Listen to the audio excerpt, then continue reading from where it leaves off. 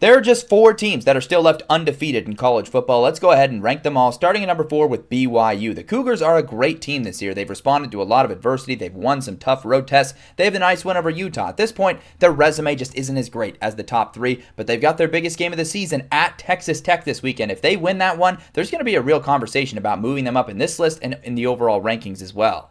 At number 3 is Texas A&M. The Aggies are undefeated and 8-0, and I feel like every Texas A&M fan is holding their breath right now because they are on the doorstep of a college football playoff appearance, and perhaps more than that, maybe an SEC title game appearance. They just have to not choke in November. They have a 3-9 record since 2021 in the month of November. That includes an 0-3 record in SEC play last year in November. So until they've actually played the games, if I was a Texas A&M fan, I'd be feeling pretty terrified.